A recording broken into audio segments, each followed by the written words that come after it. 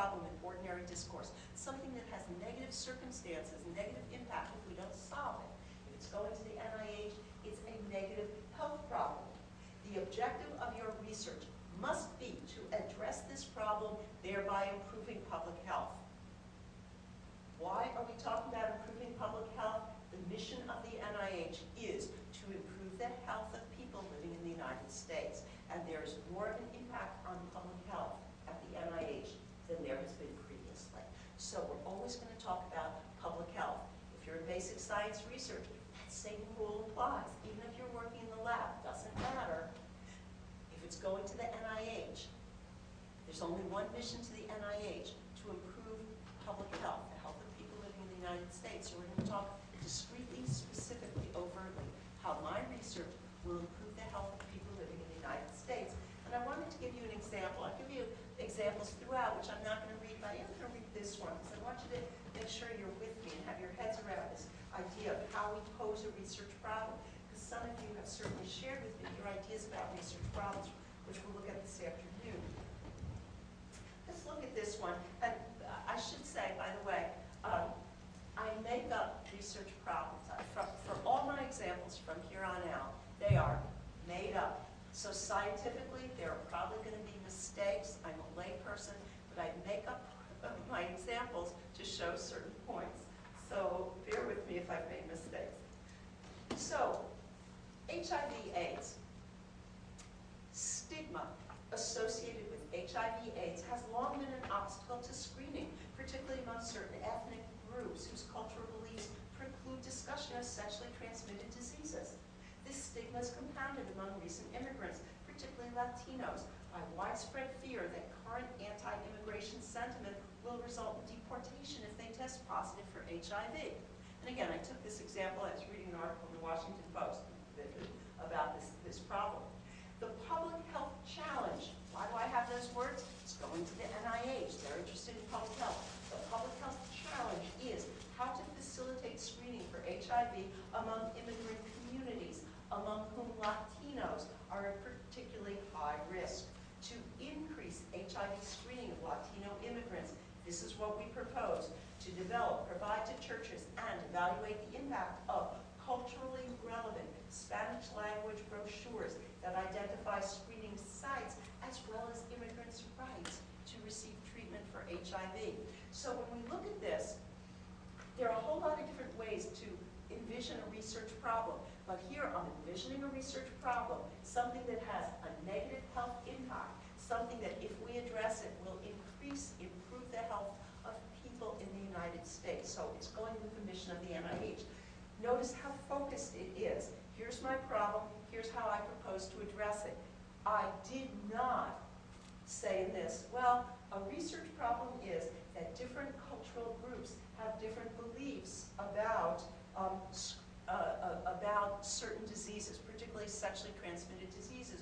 We're interested in studying what the differences are in different immigrant groups' feelings about HIV. Why didn't I do that? It's an important issue, significant, but when it's going to the NIH, what was I trying to do? Focused research problem. Something that has discrete endpoints. We're going to try and increase screening. We're going to develop appropriate, culturally competent brochures that identify screening sites. We're going to see how many people then go on to these screening sites. We're going to see whether this increases the number of people who then get screened. So I'm going to come up with data. I'm sticking with my beliefs about the importance of this particular group of immigrants, Latinos, but I'm putting this in language that I know will be appealing to my funding agency. Does this make sense to everyone? This is huge. So I'm taking what's important to me, but I'm making sure that I'm proposing it in a way that's going to be acceptable to my funding agency. And we'll return to that if you have questions later. The biggest mistake that new investigators make is they confuse research problem with topic. A research problem is specific, it's focused, it's solvable. And it's not solvable by a million different ways. It's solvable by some discrete, well-described, well-circumscribed range of alternatives, and I threw up as a graphic this idea of the chromosomes. They can only be lined up a certain number of ways. Your research problem can only be solved by a finite number of ways. Look at the research, the difference between research problem and topic. A topic is characterized by information gathering. It can go on forever. But that's not what gets funded. We said focused research problems get funded. So before I left Baltimore, there's an article in the papers about the low birth weight of babies born in Baltimore. How many think that's a significant problem? That babies born in Baltimore tend to have, there's a disproportionate number that have low birth weight. Show of hands, how many think it's significant? Yeah, it's definitely a significant problem. Now, am I going to write to the NIH that a significant, important problem that I'm interested in addressing, an important research problem, is the low birth weight of babies born in Baltimore? I'm interested in studying the low birth weight of babies born in Baltimore. How am I going to make that appealing to the NIH? I'm going to be true to my interests, which is the low birth weight of babies born in Baltimore. How can I make that appealing to the NIH? Anyone have an idea? How can I make this a focused, discrete, something that's going to come up with data that will be that I can publish? Any endpoints? Well, I think you look at the determinants of the low birth rate. I mean, for example, ethnicity, income, smoking, prenatal care, other, organic things like genetic factors, and see which one of those is more important or which combination of those is more important in the birth rate.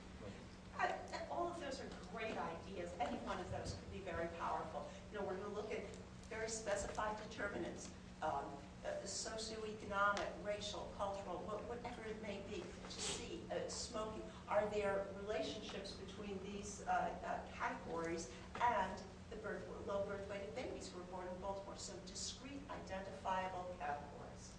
So focus, thinking about the data that we're going to get, okay?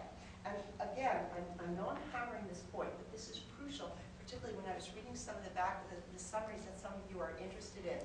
Any one of them can be developed into something fundable. But we always want to get it back to, what's the agency going to get out of it? Someone wrote one of theirs about descriptive research. Does descriptive research get funded? Sure it does. Does the NIH sometimes fund descriptive research? Absolutely. Absolutely.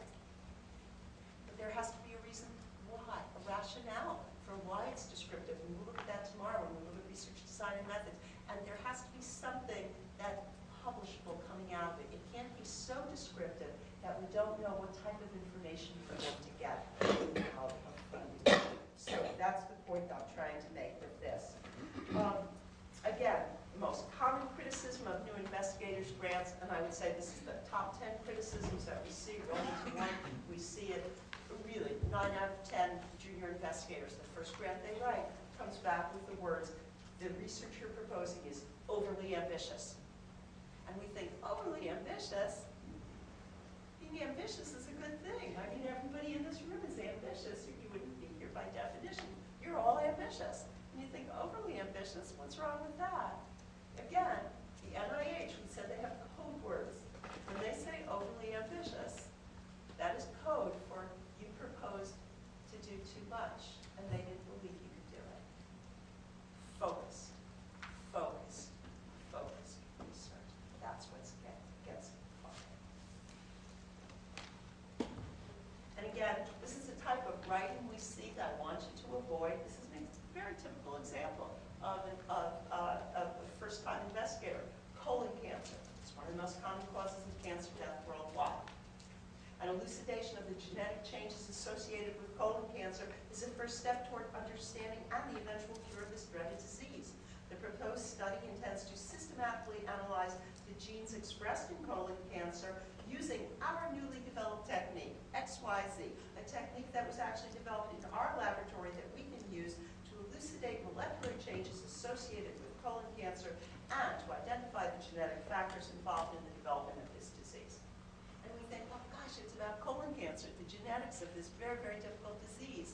and they're using